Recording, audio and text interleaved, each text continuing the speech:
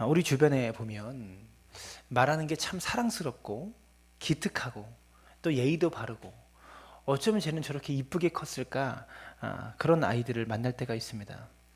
그럴 때 우리는 이런 말을 합니다. 네 집 자식인데 저렇게 잘 키웠을까, 이런 말을 하죠.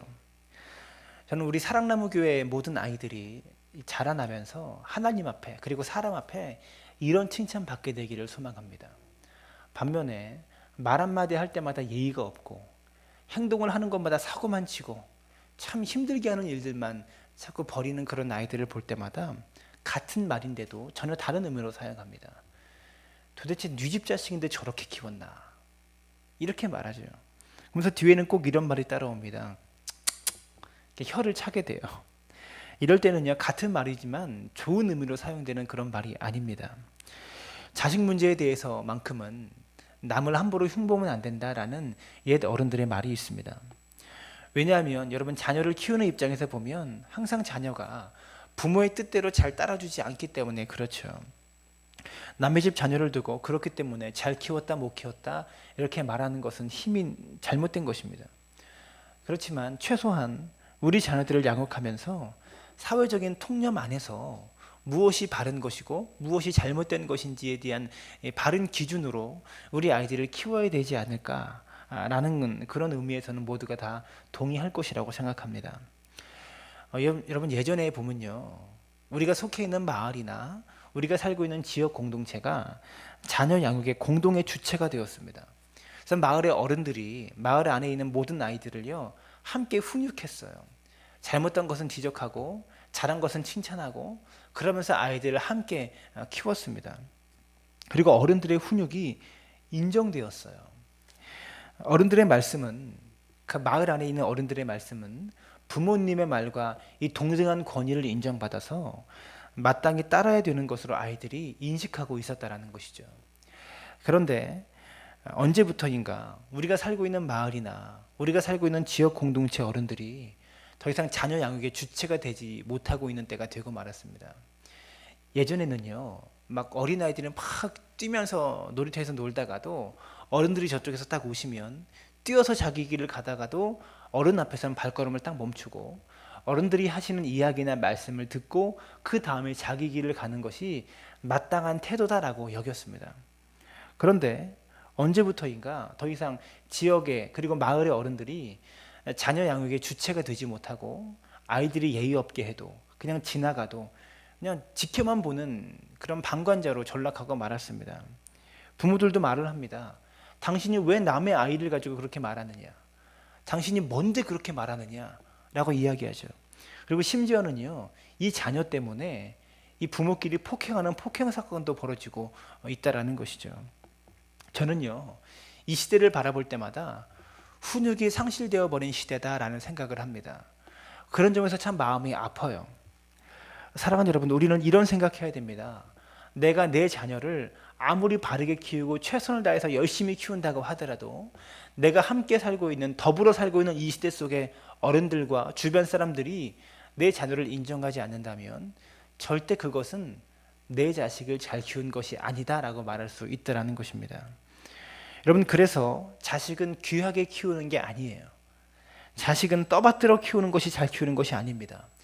애지중지 키우는 것도 잘 키우는 것이 아닙니다. 반면에 그렇다고 그냥 내버려 두고 방목하면서 키우는 것 또한 잘 키우는 것이 아니라고 말할 수 있는 것이죠. 우리는 흔히 이런 말을 합니다. 내 자식 내 맘대로 키운다. 내 자식 내 맘대로 키운다. 여러분, 혹시 이런 마음으로 자녀들을 양육하고 계시지는 않습니까? 저는 오늘 말씀을 증거하면서 오늘 설교를 통해서 이 말이 잘못된 말임을 우리에게 증명하고자 합니다. 내 자식이라는 말도 틀렸고요, 내 마음대로라는 말도 분명히 틀렸습니다. 여러분, 내 자식이라는 말이 왜 틀린 말인가? 성경은요, 내가 낳았다고 해서, 내 배로 낳았다고 해서 내 자식이다 라고 말하는 것을 성경은 허용하지를 않아요. 성경은 그렇게 말하라고 우리에게 가르치고 있지 않습니다. 내 자식이 아니라 내게 맡겨진 자녀, 내게 맡겨진 자식, 이렇게 말하라고 성경은 가르치고 있다는 것입니다. 시편 127편 3절에 이렇게 말합니다.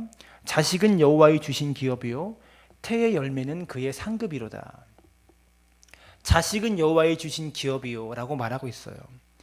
여러분, 내 자식이 아니라 하나님이 주신 기업이다 라는 생각을 우리는 가져야 된다는 것입니다.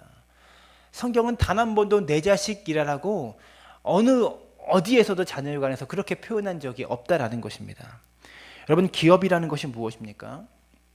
사업하는 사람들이 경영하는 그런 기업체를 말하는 것이 아니고요. 성경에서 말하는 기업은 물려받은 유산이라는 뜻을 가지고 있습니다. 이스라엘 백성들은요, 부모로부터 땅을 물려받아서 그 땅을 근간으로, 삶의 기반으로 살았습니다. 이스라엘의 문화와 전통 속에서 기업이라는 것은요, 부모로부터 물려받은 땅을 말하는 거예요. 우리 가문이 책임지고 부모로부터 물려받은 이 땅 위에서 이 땅을 경작하며 가꿔야 되고요. 또 그 땅에서 삶의 근거를 삼고 삶의 기반을 삼고 살아야 될 은혜의 자리인 동시에 경작해야 될 책임이 있는 책임의 자리가 기업이라는 그런 말의 의미입니다. 여러분, 그래서 자녀 양육에 있어서 부모들은요, 나는 하나님께로부터 위임받은 일꾼이다, 농부이다 라는 생각을 가져야 합니다. 농부는요, 땅을 핑계댈 수 없어요. 땅에 돌이 가득하면 돌을 다 걷어내고 농사를 지어야 합니다. 땅에 잡초가 무성하면 잡초를 다 뜯어내고 농사를 지어야 합니다. 땅이 딱딱하면 땅을 다 개간하고 다 솎아서 부드러운 땅으로 만들어서 그 땅에서 결실을 모아야 합니다. 땅이 영양가가 없다면 그 땅에 퇴비를 주고 비료를 줘서 땅을 기름진 땅으로 개간해내야 되는 것이 농부의 책임이다라는 것이죠. 여러분, 그러므로 우리 품에 태어난 자녀가 좋다 나쁘다, 남과 비교해서 더 못하다, 더 잘났다, 여러분, 이런 것을 말할 수가 없고 우리가 말해서도 안 된다라는 것입니다. 농부가 땅을 핑계대지 않고 땅에 돌을 걷어내는 것처럼 여러분, 우리가 자녀를 그렇게 양육해야 되고요. 잡초를 뜯어내는 것처럼 잘못된 점을 뜯어내 줘야 되는 것이고요. 여러분, 영양가를 주는 것처럼 삶의 바른 것들을 자녀에게 공급해 줘야 될 책임이 농부에게 있는 것입니다. 땅을 핑계대서는 안 된다라는 거예요. 어떠한 땅이든지 그 땅에서 결실을 보고 열매를 맺고 결과를 봐야 하는 것이 농부의 역할인 것처럼 여러분, 우리가 자식 농사를 이렇게 지어야 한다라고 성경은 말하고 있는 것입니다. 여러분, 혹여나 다른 아이들보다 더 많은 재능을 가진 자녀가 내 품에 태어난다고 할지라도 거기서는요, 더 많은 열매를 보아야 하는 것이고요. 혹여라도 세상적인 기준으로 조금 미숙한 자녀들이, 어떻게 말하면 조금 장애가 있는 자녀들이 내게 맡겨졌다고 할지라도 거기서는요, 거기에 맞는 열매를 하나님께서 요구하시는 것입니다. 그렇기 때문에 부모가 자녀를 남과 비교해서 슬퍼하거나 남과 비교해서 행복해하거나, 여러분, 이것은 안 된다는 사실입니다. 하나님께서 맡겨주시는 그 땅 위에서 여러분, 삶의 터전을 삼고 기반을 삼고 그 땅을 개간해야 될 책임이 우리에게, 부모에게 있다는 것을 기억할 수 있게 되기를 바랍니다. 그래서 우리는요, 기억해야 됩니다. 내 자식이 아니라 하나님께서 주신 기업이다, 이것을 기억해야 되는 것이죠. 그래서 내 새끼, 내 자녀, 이런 생각보다 내게 맡겨주신 자녀, 하나님의 기업, 이런 생각을 우리 마음속에 깊이 새기실 수 있게 되기를 주님의 이름으로 부탁을 드립니다. 여러분, 또한 내 자식이라고 할지라도 절대 내 마음대로 키워서는 안 된다라는 겁니다. 왜 그렇습니까? 내 자식이 아니기 때문에 그래요. 내 자식이 아니기 때문에 내 마음대로 키워서는 절대로 안 되는 것입니다. 여러분, 바울이 에베소서를 기록하기 당시에는요, 오늘날처럼 부모의 권위가 자녀의 권위보다 더 떨어진 시대가 아니었고요. 오히려 부모의 권위가 자녀의 권위보다 너무 강했던 그런 시대였습니다. 로마 법에 의하면 부모가 자녀를 죽일 수 있는 권한이 부모에게 있었어요. 또한 유대인의 법으로 보아도요, 부모가 부모에게 불순종하는 자식을 돌로 쳐 죽일 수 있는 권한이 부모에게 있었습니다. 자녀를 죽일 수 있는 권한이 부모에게 있었던 그런 시대였다라는 것이죠. 로마 법으로 보나 유대인의 법으로 보나 부모의 권위가 자녀의 권위보다 훨씬 더 강했던 그런 시대였습니다. 바로 그런 시대의 바울은요, 전혀 다른 관점의 이야기를 우리에게 들려주고 있는 것입니다. 오늘 본문 에베소서 6장 4절에 바울은 이렇게 말합니다. 또 아비들아, 너희 자녀를 노엽게 하지 말고 오직 주의 교훈과 훈계로 양육하라. 아비들아 너희 자녀를 노엽게 하지 말고라고 말하고 있어요. 여러분 바울이 살고 있는 시대에는 이렇게 말해야 됩니다. 자녀들아 부모를 노엽게 하지 말라. 자녀들아 부모를 화나게 하지 말아라. 이렇게 말해야 정상인 거예요. 근데 바울은요 전혀 다른 관점으로 이야기합니다. 부모들아 자녀를 노엽게 하지 말아라. 아마 바울의 이 글을 읽으면서 사람들이 말했을 거예요. 이 사람 제정신이 아니네. 어떻게 이렇게 예의 없는 것을 자녀들에게 가르칠 수 있지? 정상적인 사람이 아니고 상식이 없는 사람이다라고 바울을 생각했을 것 같습니다. 바울은요 거꾸로 이야기해요. 당시 사람들에게 아비들아 자녀들을 노엽게 하지 말아라 라고 말하고 권면하고 있다는 것입니다. 이 본문을 잘 살펴보면요 6장 4절 말씀을 보면 우리가 자녀를 양육할 때에 두 가지의 기준을 이 4절에서 말해주고 있는 것입니다. 첫 번째는요 자녀들을 양육할 때 오직 주의 교훈과 주의 훈계로 양육하라라는 겁니다. 두 번째로 자녀들을 양육할 때 자녀들을 노엽게 하지 말라라는 겁니다. 여러분 첫 번째를 먼저 살펴보면 자녀를 양육할 때 우리의 기준이나 내가 가지고 있는 판단이나 내 지식에 근거해서 자녀를 양육하는 것이 아니라 주님의 교훈과 주님의 훈계로 자녀를 양육하고 길러내야 하는 것이죠. 왜 그렇습니까? 내 자녀가 아니기 때문에 그렇습니다. 주님의 자녀이기 때문에 그래요. 내 자녀라면 내 마음대로 길러야죠. 그러나 내 자녀가 아닙니다. 하나님께서 맡기신 기업이고 하나님께서 내게 맡기신 자녀이기 때문에 주인의 뜻에 맞게 자녀를 길러야 한다는 것이죠. 여러분 자녀를 양육할 때나 훈육할 때 부모들의 보편적인 문제가 무엇이냐면 자녀를 혼낼 때 일관성이 없거나 객관성이 없거나 임의적이거나 즉흥적이거나 심지어는 권위를 남용하거나 혹은 방임하는 것이 부모들이 가지고 있는 주된 양육의 문제라고 할 수 있습니다. 여러분 솔직히 말하면 부모들은요 어떻게 하면 부모 노릇을 제대로 하는 것인가를 한 번도 배워본 적이 없어요. 아무도 부모가 되는 것을 공부하고 부모가 된 사람은 아무도 없는 것이죠. 우리가 자녀를 내 뜻이 아니라 하나님의 말씀대로 하나님의 뜻대로 양육하려면 우리가 먼저 무엇을 알아야 됩니까? 하나님의 말씀을 알아야 되고요. 하나님의 뜻을 먼저 알 수 있어야 된다는 것이죠. 여러분 알아야 가르칠 것 아닙니까? 오늘 본문 말씀에 성경이 교훈이라는 단어를 쓰고 있고 훈계라는 단어를 쓰고 있습니다. 교훈이라는 말을 쓸 때 이 말의 의미는요. 교훈이라는 단어의 정의는 자녀에게 본을 보여 인도한다라는 의미입니다.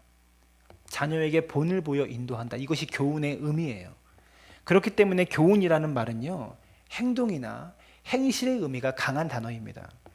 또한 훈계라고 말할 때 말로 가르치는 성격의 그런 의미가 강한 단어가 훈계라는 단어입니다. 그래서 주의 교훈과 주의 훈계를 양육하라는 말은요. 말로만 자녀를 키우라는 말이 아니라 부모의 삶으로 부모의 행동으로 자녀를 키워야 한다. 이렇게 말하고 있는 것입니다. 여러분 그래서 부모는요. 신앙의 본을 보이고 믿음의 본을 보이면서 자신의 삶을 보여주면서 자녀들을 양육해야 된다는 것이죠. 우리 모두가 이 부모 노릇을 성경을 통해서 배워갈 수 있게 되기를 주님의 이름으로 부탁을 드립니다. 여러분 또한 오늘 성경은요. 자녀를 노엽게 하지 말라라고 말씀하고 있습니다. 여러분 부모 입장에서 자녀를 노엽게 하는 것 성경은 이것을 절대로 허용하고 있지 않습니다. 바울은요. 골로새서 3장 21절에도 말합니다. 아비들아 너희 자녀를 노엽게 하지 말지니 낙심할까 함이라. 다시 한번 읽어볼까요? 아비들아 너희 자녀를 노엽게 하지 말지니 낙심할까 함이라. 여러분 노엽게 만든다는 것은 무엇입니까? 자식을 노엽게 하지 않도록 자식이 떼쓰는 거, 화내는 거, 어리광 부리는 거 다 받아줘라 이런 말이 아니고요. 본문에 골로새서 3장 21절에 말하는 대로 노엽게 하지 말지니 낙심할까 함이라. 무슨 말입니까? 자녀가 낙심하는 일이 없도록 하라라는 말입니다. 다시 말해 노엽게 하지 말라는 것이 무엇이냐면 자녀를 낙심하게 만들면 안 된다라는 것을 성경은 말하고 있는 거예요. 여러분 부모의 입장에서 아무리 바르게 자녀를 훈육한다고 할지라도 그 훈육의 결과가 자녀를 낙심하게 만드는 것이라면 그것은 옳은 것이 아니라는 것입니다. 여러분 옛날 어른들이 그런 말 하죠. 애가 노여움을 탔다. 애가 노여움을 탔다 이렇게 말합니다. 여러분, 자녀들이 노여움을 탈 때 왜 노여움을 탑니까? 부모가 배운 것이 없거나 부모가 무식하거나 부모가 가난해서 자녀들이 노여움을 타는 것이 아닙니다.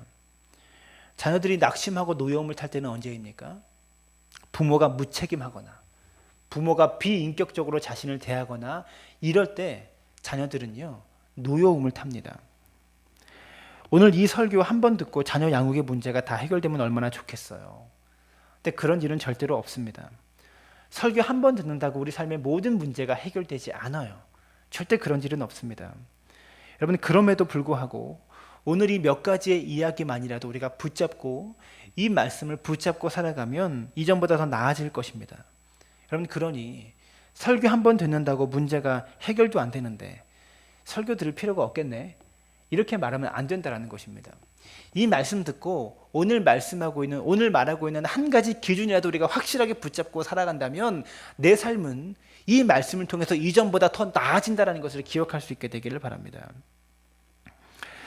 그래서 저는요, 오늘 이 본문 에베소 6장 4절의 말씀을 가지고 부모가 지켜야 될 자녀 양육에 대한 실천 지침을 6장 4절의 말씀을 근거로 몇 가지를 좀 풀어보려고 합니다. 오늘 본문의 말씀을 부모들이 자녀를 양육할 때 지켜야 될 실천 지침으로 몇 가지를 말한다면 이렇게 말할 수 있을 것 같아요. 첫 번째로, 부모는 자녀를 다스리기 이전에 자신을 먼저 다스려야 합니다. 정말 그래요. 자녀를 다스리기 이전에 부모는 나를 먼저 다스릴 줄 알아야 돼요. 자녀의 습관을 바꾸기 이전에 내 감정을 먼저 다스려야 된다는 것입니다.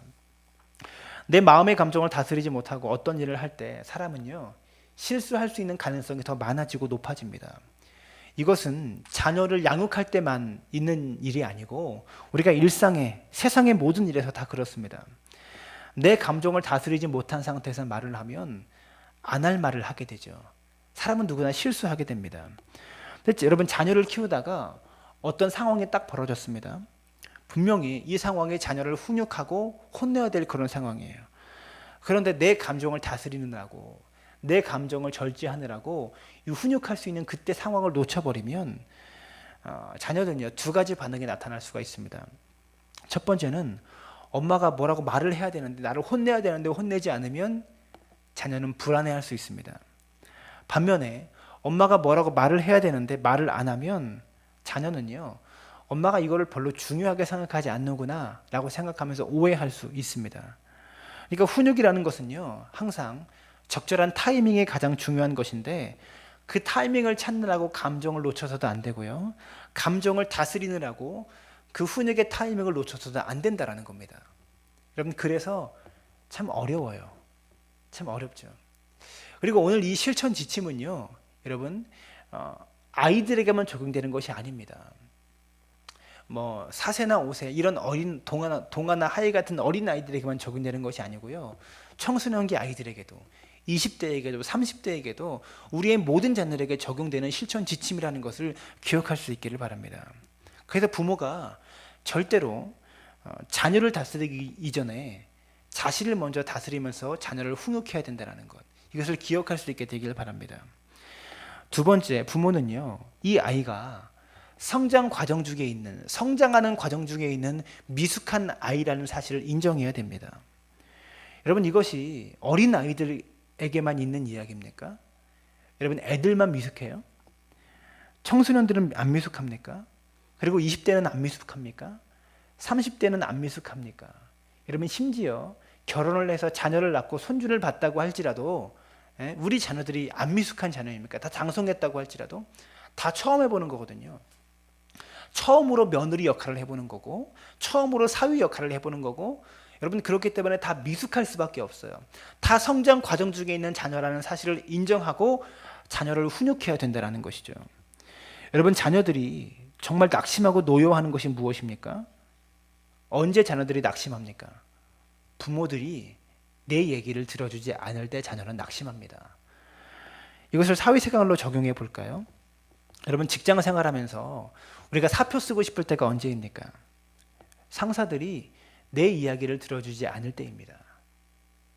그때는 정말로 사직서 딱 집어던지고 책상 팍 치면서 뛰쳐나가고 싶잖아요. 내가 정말 못한 것은 못했다라고 책망 들을 수 있어요. 그런데 왜 그렇게 될 수밖에 없었는지 이 이야기를 들어주지 않을 때 속이 상합니다. 여러분, 사회생활에서 그런 것처럼 자녀들도 마찬가지입니다. 대부분 부모들은요, 단정지어 말할 때가 많아요. 너 맨날 그렇잖아. 너 원래 그렇잖아. 네가 그렇지 뭐. 이렇게 단정지어 말할 때가 많습니다. 마치 자기가 하나님이 된 것처럼 모든 것을 다 안다라는 식으로 그렇게 자녀들에게 이야기할 때가 많다라는 것이죠. 자녀들이 자기가 왜 그렇게 할 수밖에 없었는지, 내가 왜 이렇게 실패할 수밖에 없었고 이런 잘못을 범할 수밖에 없었는지에 대해서 말할 기회도 주지 않고 정죄해 버리거나 단정지어 버릴 때 자녀들은 노여워하게 되고 낙심하게 됩니다. 그리고 더 이상 말할 기회를 얻지 못할 때 앞으로도 나는 부모님과 대화하지 않겠다라고 입을 닫아버리는 경우가 많이 있다라는 것입니다. 그래서 일단 들어줘야 돼요. 일단 들어주는데 성질 급한 분은요, 듣다가 너무나 어이가 없어서 말을 갑자기 또 가로막아요. 왜냐면 애가 너무 어이없는 말을 하거든요. 그럴 때 갑자기 또 말을 가로막아서 또 혼내기 시작합니다. 그러면 안 돼요. 말이 안 되는 이야기를 해도 일단은 들어줘야 합니다. 그리고 이래서도 안 됩니다. 너 나랑 얘기 좀 하자. 어서 말해봐. 너 왜 그랬니? 어서 말해. 말 안 하네. 너 왜 말 안 해? 그러면서 막 이렇게 화를 내서는 안 된다라는 것이죠. 이건 말하라는 겁니까? 말하지 말라는 겁니까? 말하기만 하면 내가 너 혼내겠다, 이런 의미로 자녀들은 들을 수가 있어요. 부모들은요, 자녀들이 잘못을 했으면 왜 그렇게 잘못할 수밖에 없었는지 자녀들의 이야기를 들어줘야 합니다. 그리고 자녀가 아무리 자녀의 대답이 마음에 들지 않고 철이 없는 대답을 자녀가 한다고 할지라도 그것을 밖으로 표현하면 안 되고요, 마음으로만 자꾸 새겨야 됩니다. 이게 내 사명이려니, 저런 자식 품고 사는 것이 내 사명이려니, 이러고 여러분의 마음과 감정을 다스려야 된다는 것이죠. 왜 그렇습니까? 여호와께서 주신 기업이기 때문에 그렇습니다. 그래서 내 마음대로 혼낼 수 없고요, 내 기분대로, 내 마음 내키는 대로 혼낼 수 없는 것입니다. 자식은요, 내 것이 아니기 때문에 내 마음대로 혼내서도 안 되는 거예요. 물을 수도 없어요. 버릴 수도 없고, 어디다가 팔 수 있으면 좋겠는데 팔리지도 않고 팔 수도 없습니다. 여호와께서 내게 맡기신 기업이기 때문에 끝까지 품고 가야 되는 것이 우리의 자녀라는 것입니다. 세 번째로, 부모가 자녀를 훈육할 때 일관성이 있어야 합니다. 여러분, 성인들도요, 자기가 속한 조직이나 사회 속에서 상사들을 대할 때 가장 어려운 것이 무엇입니까? 일관성이 없는 거예요.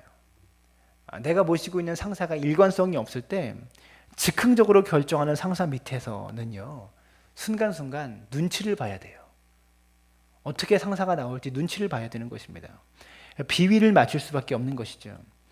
그래서 직장 생활 하시는 분들의 이야기를 들어보니까 한 부서의 책임을 맡은 책임자가 매일매일 하는 일이 있대요. 출근하자마자 제일 먼저 하는 일이 있는데 그것이 뭐냐면 오늘 회장님과 사장님의 심기를 살피는 일입니다. 오늘 결제서를 언제 들고 가야 되나, 이것을 살피기 위해서 사장님의 눈치를 본다라는 거예요. 눈치 없는 사람은요, 기분이 안 좋을 때 결제서를 딱 들고 들어갔다가 결제를 딱 받으면서도 누가 가지고 들어가도 도장 받고 나오는 일인데 결제를 받으면서도 엄청 깨지고 나오고요. 눈치 있는 사람은요, 기분 좋을 때 들어가서 안 되는 일도 되게 만들고 나오는 사람이 있다라는 것입니다. 그래서 오늘 사장님의 기분이 어떤 것인지 눈치를 살피는 것이 이 한 부서의 책임을 맡은 그런 그런 부장들과 이런 사람들의 주된 업무라고 말하는 것입니다. 물론 사람은요, 기분의 영향을 받습니다. 누구나 다 기분에 따라 움직이죠. 거기에 자유로운 사람이 어디 있겠습니까? 그래도 우리의 삶에는요, 분명한 것은요, 일관성이 있어야 돼요. 아닌 것은 계속 아니어야 되고요, 맞는 것은 계속 맞아야 됩니다. 여러분, 오늘 어린이 주일이고 자녀 주일인데 인터넷을 검색하며 뉴스를 보다가 이 세월호 사건들을 자꾸 접하면서 생각이 나더라고요. 지금 세월호 유가족들은 이 자녀 주일, 이 어린이 주일을 어떻게 보내고 있을까? 참 마음이 한쪽이 좀 아파오더라고요. 여러분, 세월호 사건이 일어난 가장 큰 이유가 뭡니까? 안 된다고 정해놓은 것이 정말로 안 되는 것이었다면 그런 일은 없었겠죠. 안 된다고 정해놓은 것을요, 되는 길을 만들어 놓으니까, 될 수 있는 길을 열어 놓으니까 엄청난 제약을 만날 것 아니겠습니까? 우리 예수 믿는 사람들이요, 안 되는 것을 되게 하는 것, 이것만 믿음이다라고 생각하는 경향이 있어요. 우리가 늘 찬양하잖아요. 할 수 있다 하신 이는 나의 능력 주 하나님, 믿음만이 능력이라 하시네 라고 이 찬양 열심히 하면서 안 되는 것도 되게 만들겠다라고 이렇게 열정적으로 달려갑니다. 여러분, 그런데 안 되는 일을 안 되는 것으로 받아들이는 것도 믿음일 수가 있습니다. 믿음은 모든 상황에 똑같이 일률적으로 적용되는 것이 아니에요. 실패도 실패로 받아들일 수 있는 것이 믿음입니다. 실패를 성공으로만 바꿔야만 그것이 믿음이 아니고요, 실패를 실패로 받아들이고 포용하고 관용할 수 있는 것 또한 믿음이라는 것을 우리가 알 수 있게 되기를 바랍니다. 그래서 여러분, 자녀를 양육할 때도 원칙을 지키고 일관성 있게 이 원칙을 유지하는 것이 매우 중요하다는 것이죠. 여러분, 그래서 자녀에게 지속적이고 일관성 있는 훈육이 가능하려면 여러분, 이 기준을 넓게 잡는 게 좋아요. 너무 기준을 좁게 잡으면 지키기도 어렵고요, 말하는 부모도 어길 때가 많이 있습니다. 끝까지 지킬 수가 없어요. 나도 어길 수밖에 없고 상대방도 어길 수밖에 없다라는 거예요.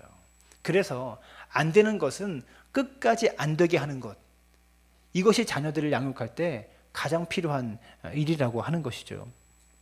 네 번째로, 자녀들의 잘못을 훈육할 때 잘못한 것을 지적하기보다 올바른 쪽을 가르쳐 주는 것으로 초점을 맞춰야 됩니다. 잘못한 것을 지적하기보다 올바른 것이 무엇인지를 가르쳐 주는 쪽으로 초점을 잡아야 된다는 것이죠. 여러분, 잘했다 못했다라는 것에 대한 평가에 초점을 맞추면 안 되고요, 이것보다 이것이 더 좋다라는 것을 가르치는 데 초점을 맞춰야 된다는 것입니다. 여러분, 그러니 우리가 하나님의 말씀을 통해서 배울 수 있는 자녀 양육은요, 자녀들을 노엽게 하지 않는다라는 원칙과 주의 교훈과 훈계로 양육한다라는 원칙을 가지고 살 때에 우리가 실수하지 않기 위해서는요, 우리가 날마다 하나님의 말씀을 따라 살아가는 신앙의 일관성이 있어야 된다는 것이죠. 그래서 오른쪽이 무엇인지를 부모가 바로 알아야 그 방향으로 자녀 양육에 초점을 맞출 수 있다는 것입니다. 다섯 번째로, 자녀들을 훈계할 때 부모의 기준이 아니라 훈육을 받는 자녀의 기준으로 해야 된다는 것입니다. 훈계는 깨우침이 되어야 되고요, 삶의 가이드가 되어야 되고 자녀의 삶에 대한 안내가 되어야 하는 것입니다. 그런데 훈계가 그저 책망하는 것으로 끝나거나 부모의 분이 풀릴 때까지 말하는 것이 된다면 그것은 훈계가 아니라 잔소리밖에 안 됩니다. 그럼 부모가 언제까지 자녀를 혼냅니까? 얘 때문에 내가 받은 스트레스가 풀릴 때까지, 내 화가 가라앉을 때까지 계속 이야기하고 혼내죠. 근데 그것은요, 잔소리밖에 되지 않는 거예요. 우리가 부모로서 행하는 모든 훈계와 훈육의 결과는요, 무엇입니까? 무엇으로 나타나야 됩니까? 자녀의 성장으로 나타나야 돼요. 인격적으로, 신앙적으로 자녀가 성장하는 데 초점이 있어야 된다는 것입니다. 자녀 훈육이 부모의 분풀이 대상으로 되어서는 안 된다는 것이죠. 여섯 번째로, 우리가 자녀를 하나님의 기업으로 맡음을 받았다면 자녀를 양육하는 중에 계속해서 하나님께 물어야 됩니다. 내 자녀가 아니기 때문에 양육하면서 하나님께 계속 물어봐야 한다는 거예요. 하나님, 이 자녀를 통한 하나님의 목적은 무엇입니까? 이 아이가 어떻게 살아야 됩니까? 라고 하나님께 계속해서 물어봐야 되는 것입니다. 왜 그렇습니까? 내 자녀가 아니기 때문에 그렇습니다. 하나님께서 맡기신 자녀이기 때문에 하나님이 원하시는 대로 자녀를 양육해야 된다는 것입니다. 내 것이 아니기에 내 뜻대로 키우면 안 되는 것입니다. 내 것이 아니기에 내 뜻대로 하라고 가르치면 안 되는 것입니다. 하나님이 맡기셨으니까 하나님이 내게 왜 맡기셨는지, 무엇을 위해서 맡기셨는지 하나님께 계속해서 물어봐야 한다는 것이죠. 자녀 양육에 있어서는요, 철저하게 기도가 수반되어야 한다는 것입니다. 어떤 기도일까요? 하나님, 내 자녀 잘 되게 해주세요. 좋은 대학 가게 해주세요. 좋은 직장에 취직하게 해주시고 좋은 신랑, 좋은 아내 만나게 해주세요. 이런 기도가 아니라, 하나님, 이 자녀를 통해서 이루고자 하신 하나님의 뜻이 무엇입니까? 이 자녀를 향해서 품고 있는 하나님의 계획이 무엇입니까? 이런 기도 말입니다. 부모가 가지고 있는 제일 부모의 큰 책임 중에 한 가지가 무엇입니까? 그것은요, 자녀가 하나님의 뜻을 발견하도록 돕는 것입니다. 이것이 부모가 해야 될 가장 큰 양육의 책임이에요. 자녀가 자신의 삶을 향한 하나님의 뜻이 무엇인지를 발견하도록 돕는 일, 이것이 부모가 자녀를 위해서 해야 될 가장 큰 양육의 책임이다라는 것입니다. 내 인생 내가 살아라가 아니라 자녀가 어떤 인생을 살아가야 할 것인지에 대해서 하나님의 뜻을 발견할 수 있도록 부모가 돕는 역할을 해야 된다는 것입니다. 자녀에게 무슨 점쟁이처럼 너 의사해, 너 변호사해, 이렇게 직업을 말하라는 것이 아니라요, 여러분, 하나님의 뜻을 발견할 수 있도록 부모가 철저히 돕고, 그 뜻을 발견하면 그 길을 향해서, 그 목표를 향해서 열심히 달려갈 수 있도록 후원자의 역할을 하는 것, 그것이 부모의 사명이다라는 것이죠. 여러분, 자녀를 다 키웠습니다. 출가시키고 심지어 손주까지 봤습니다. 그렇다고 치더라도 여러분, 자녀가 자신의 삶을 향한 하나님의 뜻을 발견하지 못했다면 여러분, 죄송하지만 그것은요, 잘못한 겁니다. 자녀 양육을 잘못한 거예요. 열심히는 키웠지만, 죽도록 키웠지만 바른 방향으로 그의 삶을 인도해 주지 못한 것입니다. 여러분, 그러니 지금이라도 우리는 하나님 앞에 기도해야 되는 것이죠. 여러분, 결론을 맺겠습니다. 부모와 자녀의 관계는요, 인간의 선택으로 되는 일이 아닙니다. 여러분, 최소한 결혼은요, 내가 동의하든지 아니면 내가 선택하든지 내 의사가 반영되는 것이 결혼이에요. 그런데 이 세상에 어느 누구도 부모를 선택한 자녀가 없어요. 그리고 이 세상에 어느 자녀도 부모를 선택하지 않았고요, 부모도 자녀를 선택하지 않았습니다. 정말로 신비한 일이 뭐냐면, 이 세상에 부부간의 만남보다 더 끈끈한 만남이 부모와 자식 간의 만남이죠. 그런데 이 만남 속에 가장 중요하고 끈끈한 만남이, 이 만남 속에 내 의사가 전혀 반영되지 않는다는 것입니다. 내 뜻과 내 의사가 전혀 반영되지 않는 만남이 부모와 자녀의 만남이다라는 것이죠. 무슨 의미일까요? 자녀의 문제에서만큼은요, 그만큼 철저하게 하나님의 주권만 있을 뿐이다라는 의미입니다. 비록 우리 몸을 통해서 태어나서 나를 통해 자라고 있지만 우리 자녀들은요, 내 자식이기 이전에 하나님의 자녀입니다. 그렇기 때문에 내 마음대로 키우면 절대 안 되고 주의 뜻대로 키워야 되고요, 주의 교훈과 주의 훈계대로 키워야 하는 것이 부모의 책임이다라는 것을 기억할 수 있기를 바랍니다. 내게 맡겨지긴 했지만 내 것 아니기에 내 마음대로 키우면 안 됩니다. 내가 원하는 사람으로 만들어서도 안 됩니다. 하나님이 원하시는 사람으로 우리는 길러내야 된다는 것을 기억할 수 있게 되기를 바랍니다. 사랑하는 여러분, 우리 모두는요, 부모 노릇을 항상 잘할 수는 없을 겁니다. 그러나 하나님이 원하시는 사람으로 길러내야 된다는 것이죠. 사랑하는 여러분, 오늘 말씀을 통해서 우리가 한 가지만 확고하게 우리 마음속에 새깁시다. 그것은 하나님의 말씀을 따라 자녀를 양육하라는 태도를 부모들이 갖게 되기를 바랍니다. 사랑하는 여러분, 내 자식 내 맘대로 키우지 말고 하나님의 자녀, 하나님의 뜻대로 키워서 하나님과 사람들 앞에 인정받는 자녀로 세워지기를 주님의 이름으로 축원합니다.